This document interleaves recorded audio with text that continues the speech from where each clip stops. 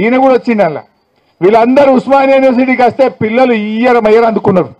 సందులో కూడా ఉరికిండి రేవంత్ రెడ్డి. అప్పుడు సందులో కూడా ఉరికినోడు తెలంగాణ ఉద్యమంలో. ఇవాళ నేనేందో వచ్చినా అని మాట్లాడుతుండు. ఇవాళ ప్రజలకు అన్ని తెలుసు.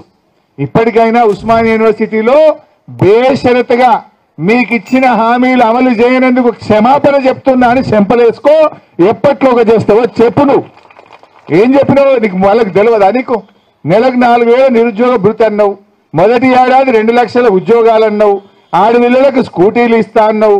జిల్లాకు ఒక యూనివర్సిటీ పెడతా అన్నావు. ఫీజు రియంబర్స్మెంట్ మొత్తం బకాయిలు క్లియర్ చేస్తా ఎప్పటికప్పుడు ఇస్తా అన్నావు. ఏదైనా ఒక్కటన్నా చేసిన వాళ్ళ ఒకటి. ఇప్పుడు 4 చెప్తే 3 చేసిన బిడ్డ, ఒక్కటి చేయలేదంటే అర్థం చేసుకోవచ్చు. 4 చేయకపోతే నువ్వు ఒక్కటి కూడా చేయకపోతేవి. ఇక కోటీశ్వర్లు ఎక్కడిదమ్మా? మహిళలందరినీ కోటీశ్వరులు చేస్తా అన్నాడు. ఏమైందో మనకు తెలియదు. ఆ ఊర్లల్లా యాదైంది ఏమనంటే తిట్టుడు, ఒర్రుడు, గడబడి చేసుడు, కేసులు పెట్టుడు. ఇంతకు మించి ఏమైనా ఉన్నదా తల్లి? చూడలేదు పేగులు మెడలు వేసుకుంటా, గుడ్లు ఉడవికి గోటీలు ఆడతా, తొండలు జొర్ర కొడతా, ఇంకేమో అంటాడు కదా. ఏందో భాష నాకు రాదు కానీ ఒకటే తిట్టుడు. ఒక ముఖ్యమంత్రి అట్లా మాట్లాడొచ్చిన? నువ్వు సేవ చేయి, పని చేయి, ప్రజలకు పనిచేసి మనసుకు వెళ్ళవాలి. కానీ ఆ బూతులేంది, ఆ తిట్లేంది, నువ్వు ఇచ్చిన మాటలేంది, నువ్వు కుర్చీలో కూర్చున్నాక నువ్వు చేస్తున్నదేంది? వాళ్ళు ఉంటారు సర్వశిక్ష అభియాన్ అని మహిళలు ఉంటారు పాపం, టీచర్లు. సర్వశిక్ష అభియాన్ కింద స్కూళ్ళల్లో పనిచేస్తారు. వాళ్ళు గిట్లే ధర్నా చేస్తే అప్పుడు నేను అపోజిషన్లు ఉండే. ఆడికి పోయి మాట్లాడిండు. ఇట్లా ఇందిరా పార్క్ కాడ ఆ వరంగల్లో ఏకశిలా పార్క్ దగ్గర మాట్లాడిండు. ఏమన్నాడు వాళ్ళ దగ్గరికి పోయి, మీరు బీఆర్ఎస్ ని ఒడగొట్టుర్రి,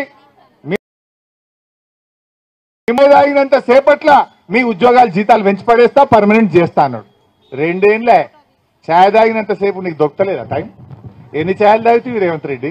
కాంగ్రెస్ అధికారంలోకి వస్తే తక్షణమే ఆశాలకు ఫిక్స్డ్ వేతనం ఇస్తామన్నారు. తక్షణం అంటే ఏంది అసలు? 2 ఏళ్ళ తక్షణం అంటే తెల్లారో మర్నాడో వారమో 15 రోజులో నెల.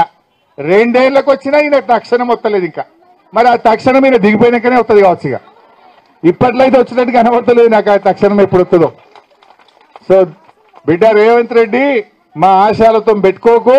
లోపు మా ఆశాలకు ఇచ్చిన మాట ప్రకారంగా వాళ్ళ డిమాండ్లన్నీ నెరవేర్చాలని చెప్పి నేను డిమాండ్ చేస్తా ఉన్నా. లేకపోతే పంచాయతీరాజ్ ఎన్నికల్లో మా ఆశాలు నీకు ఏం బుద్ధి చెప్పాలనో వాళ్ళ జాగలో వాళ్ళు ఉంటారు, నీకు బుద్ధి చెప్తారు, జాగ్రత్త అని చెప్పి హెచ్చరిస్తూ మీ సమస్యల్ని అసెంబ్లీలో గట్టిగా కొట్లాడటం, మీ పక్షాన నిలబెట్టమని మీ అందరికీ హామీ ఇస్తూ జై తెలంగాణ, ఆశాల ఐక్యత.